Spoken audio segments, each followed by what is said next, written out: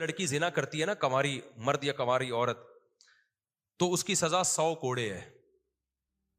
لیکن بخاری اور مسلم میں حدیث ہے البکرو بالبکری جلد 100 و تغریب عام.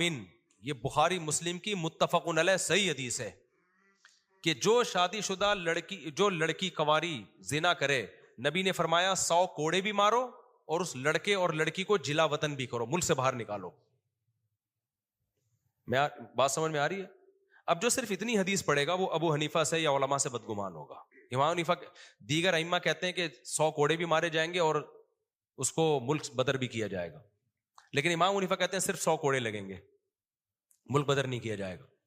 اب جس نے صرف یہ حدیث پڑھی ہوگی وہ حنفی علماء سے بدگمان ہوگا کہ نہیں ہوگا؟ یار بخاری مسلم کی صحیح حدیث ہے 100 کوڑے بھی مارو اور جلا وطن بھی کرو. تو ہم کہتے ہیں آپ نے صرف بخاری کی حدیث پڑھی ہے، آپ نے قرآن نہیں پڑھا.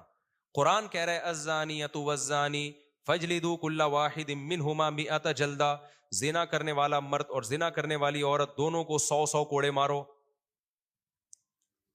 ہم کہتے ہیں قرآن نے جو سزا بیان کی ہے نا زانی کی، وہ صرف کتنا ہے؟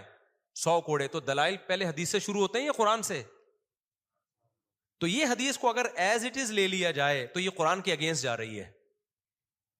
ایز اٹ از اگر لے لیا جائے کہ 100 کوڑے بھی مارو اور جلا وطن بھی کرو.